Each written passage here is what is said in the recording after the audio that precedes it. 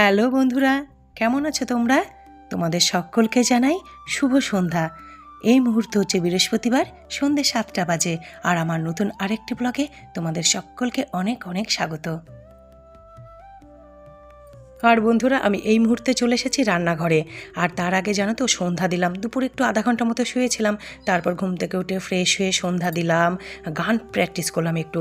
কারণ আগামীকাল শুক্রবার দাদা আসবেন গানের ক্লাস করাতে।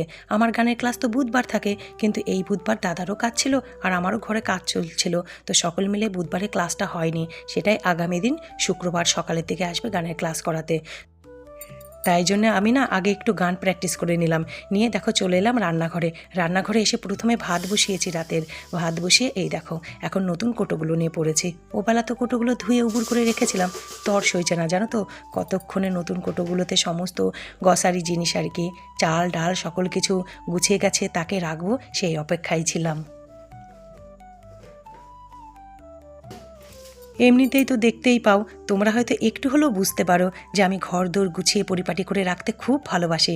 আর তার মধ্যে রান্নাঘর তো এখন একদম নতুনই হয়ে গেছে আমার, তো সেটাকে তো গুছিয়ে গেছে পরিষ্কার করে রাখবোই বলো।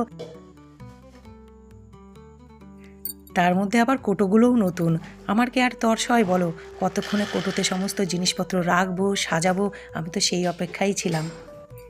এই কাজটা যেন তো আগামীকালও করতে পারতাম। আজ সত্যিই ওবেলাতে ভীষণ ক্লান্ত হয়ে পড়েছিলাম। আমি আর কথা বলতে পারছিলাম না, এতটাই ক্লান্ত লাগছিল আর শরীর খারাপ লাগছিল। কিন্তু যেই একটু রেস্ট নেওয়া হয়ে গেছে মনে হচ্ছে অনেকটা ঠিক আছি।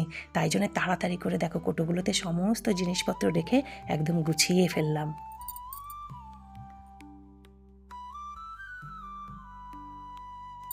বড় কোটোগুলোতে তো সকল কিছু ভরা হয়ে গেছে, আর ছোট কোটোগুলোতে মশলা ভরবো।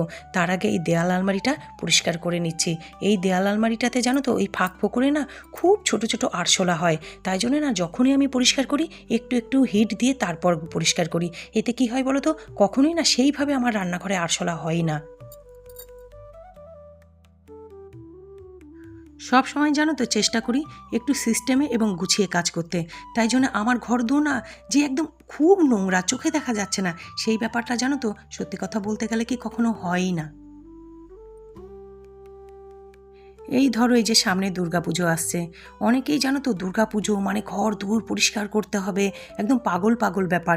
আমার জানো তো এই জিনিসটা কখনো হয় না। আমি প্রথম থেকেই সারা বছর আমি ঘর বাড়ি একদম দুর্গাপুজোর মতনই পরিষ্কার করার চেষ্টা করি।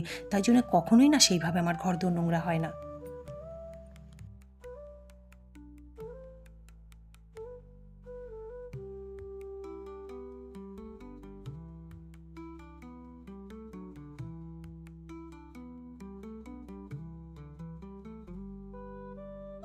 কোটোগুলো গুছানো হয়ে গেছে, আর এবারে দেখো এতগুলো চামচ এক্সট্রা হয়েছে। কি বলো তো, প্রতিটা কোটোর জন্য জানো তো একটা করে চামচ দিয়েছে, আর চামচগুলো বড় কোটোর জন্য খুব ছোট হয়ে যাচ্ছে, আর ছোট কোটোর জন্য বেশ বড় হয়ে যাচ্ছে। তাই জন্য জানো তো চা পাতা, চিনি এই ধরনের কোটোগুলোতে একটা করে চামচ রেখেছি, আর বাদবাকিগুলো প্লাস্টিকে বেঁধে রেখে দিলাম। তারপর আমি এখন পুরনো কোটোগুলো ধুচ্ছি, আর এর মধ্যে জানো তো এক ব্যাগ কোটো আমি বাতিলও করে দিলাম। বাদবাকি যে কোটোগুলো ভালো আছে সেগুলো ধুয়ে উবুর করে রেখে দেবো। সকল পুরনো কোটো তো ফেলে দিলে হবে না, কোনটা কখন কাজে লেগে যায়।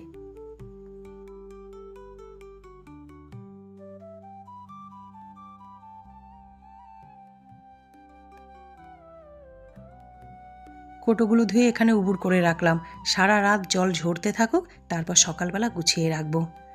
আর এবার বন্ধুরা, আমার রান্নাঘরটা বেশ ভালো গুছানো হয়েছে বলো। সব থেকে ভালো হয়েছে যে বাসনের একটা ওই কোনায় নিয়ে গিয়ে, এটা তো ভীষণ সুবিধা হয়েছে। মাইক্রোওয়েভটাই সামনের দিকে ছিল, ওটাকে ওই উপরের দিকে এক পাশে নিয়ে গেছি যেখানে বাসনের র্যাক ছিল। আর তার থেকে ভালো হয়েছে এই যে দেয়াল আলমারিটা, জানলা বন্ধ করে যে দেয়াল আলমারিটা করেছি, এটা ভীষণ কাজের দিয়েছে আর বেশ সুন্দর হয়েছে দেখতে। এখন হলো পরের দিন, মানে শুক্রবার সকাল 8টা বাজে, আর আমি সকাল সকাল দেখো চলে এসেছি ছাদে, ছাদটা ঝাড় দেবো। আর আজ সকালে বেশ রোদ উঠেছে গো। আর এই সকালের মধ্যেই জানো তো আমার ঘুম থেকে উঠেই টিফিন করাও হয়ে গেছে। আজকে টিফিনে করেছে আলু ভাজা, ব্রেড বাটার, কলা ছিল সঙ্গে, আর দুধের চা। তোমরা হয়তো দেখতেই পাচ্ছ যে ছাদ খুব একটা নোংরা হয়নি। তার কারণ হলো আমি যে এরকম মাঝে মাঝে ঝাড় দিয়ে ফেলি, আর ওঠা তো হয় না, ছাদে তো কেউ আসে না। তাই জন্য ছাদ দেখো খুব বেশি নোংরা হয়নি। তবুও জানো তো আমি 10 দিন 15 দিন বাদে বাদে ছাদ ঝাড় দিয়ে ফেলি। কারণ এমনিতেই না ছাদে যেহেতু উঠি না, তাই জন্যে ভীষণ ছাদে শ্যাওলা পড়ে জানো তো। আর তারপর যদি ছাদ না ঝাড় দিই না, ছাদটা পুরো খারাপই হয়ে যাবে। আর একটা খুব ভালো কাজ হয়েছে জানো তো, এই মেহগানি গাছের ডাল কেটে। দেখো ছাদের উপরে যে ডালগুলো ছিল সকল কিছু কাটা হয়ে গেছে। এবারে যদি এই ডালগুলো বেড়ে যায় না বেশি, আগামী বছর আবার এই ডালগুলোও কেটে দেবো। এই ডাল কেটে কেটে এই গাছটা রাখতে হবে যতদিন এই গাছটা না কাটা হয়।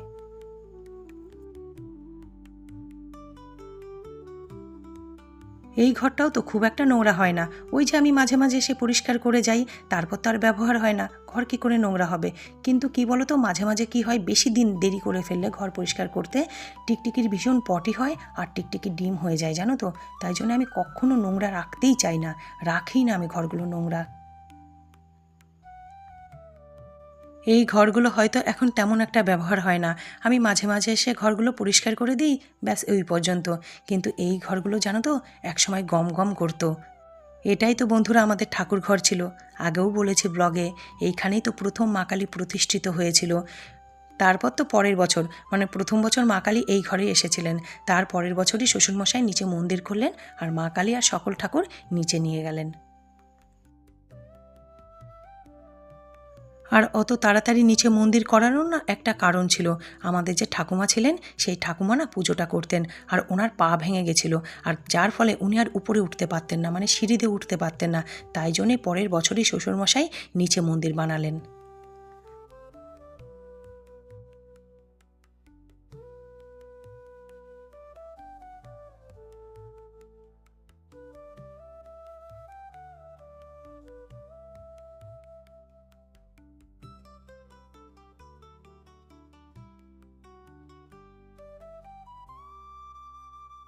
আমি যখন ছাদে যাচ্ছিলাম কাজ করতে, তখনই না সাদ্দাম এসেছে। মানে সাদ্দাম, এ হলো টাইলস মিস্ত্রি। তখন বর গল্প করছে, এখনও ওর সাথে বর গল্প করে যাচ্ছে। এবারে কি বলো তো, আমি তো জানি বরকে, যেই দেরি হয়ে যাবে না, টাইম হয়ে যাবে, ও না খেয়ে অফিসে চলে যাবে। আর আজকে জানো তো তাই হলো, ও না খেয়ে অফিসে চলে গেছে। আমি কি করলাম বলো তো, ওর খাবারটা না টিফিন বাটিতে ভরে দিয়ে দিলাম, যদি খেয়ে নেয় খেয়ে নেবে ওখানে। আজ ডাইনিংয়ের পর্দাগুলো সকল কিছু ভিজিয়ে দেবো, চুমকি দিয়ে কেচে দেবে। এই কয়দিন টাইলস মার্বেলের কাজ হওয়াতে না পর্দাগুলো পুরো ধুলো ধুলো হয়ে গেছে। আর আমি এত বোকা, আমার মাথায়ই নেই যে পর্দাগুলো খুলতে হবে।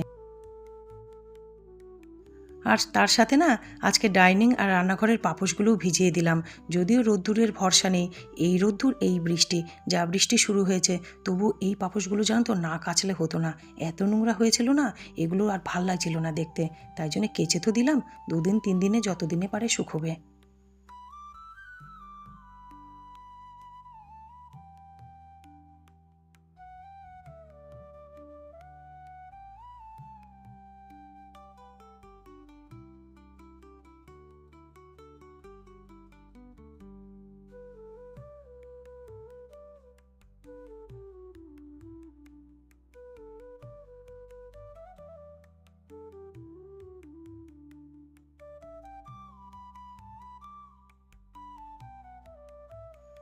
চুমকি তো কাজ করে চলে গেছে।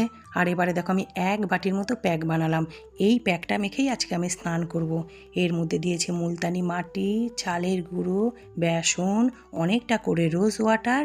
আর হ্যাঁ, শুভ্রা বলেছিল যে কোনো প্যাকে যদি দুধ দই না দিই আর কি, তাতে লেবু দিতে। ওর কথা মতোই জানো তো, এর মধ্যে কাগজি লেবুর রস দিয়েছি।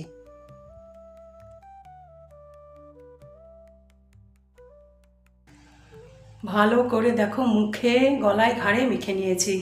এবার এই প্যাকটা মিনিট 10-15 রাখবো, তারপর ভালো করে ঘষে ঘষে পরিষ্কার করে ধুয়ে নেব। আর অনেকটা বেঁচেও গেছে দেখবে, এই দেখো এতটা বেঁচে গেছে, নষ্ট করবো না এক ফোঁটাও। এটা গায়ে মেখে নেব। আর আমার রান্নাবান্নাও কমপ্লিট হয়ে গেছে, চলো দেখাই কি রান্না করেছি। আজকে রান্না করেছি, প্রথমেই দেখাচ্ছি আলু মাখা। পেঁয়াজ কাঁচা লঙ্কা দিয়ে সর্ষের তেল দিয়ে ভালো করে আলুটা মেখে নিয়েছি। আর আলুটা দেখো বেশ খানিকটা মেখেছি। আলু মাখা থাকলে জানো তো আমাদের একটুও নষ্ট হয় না।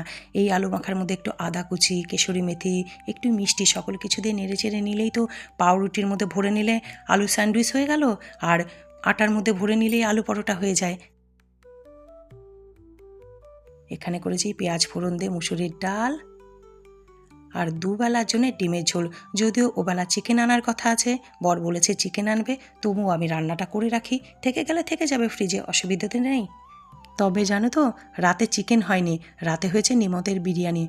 বর অফিস থেকে আসার পথে বলল বিরিয়ানি নিয়ে আসবো। আমি বললাম হ্যাঁ ঠিক আছে নিয়ে আসো, ঠিক আছে চিকেন অন্য দিন খাওয়া যাবে। আর আমার প্রিয় বন্ধুরা, মুখে এত এত লেপ নিয়ে তোমাদেরকে বাই বলার সময় এসে গেছে। আমি আমার আজকের ব্লগ এখানেই শেষ করছি। আবার তোমাদের সকলের সঙ্গে দেখা হবে নতুন একটি ফ্রেশ ব্লগের সঙ্গে। আর তোমরা যে যেখান থেকে আমার ব্লগ দেখছো সকলে ভালো থেকো, সুস্থ থেকো। বাই।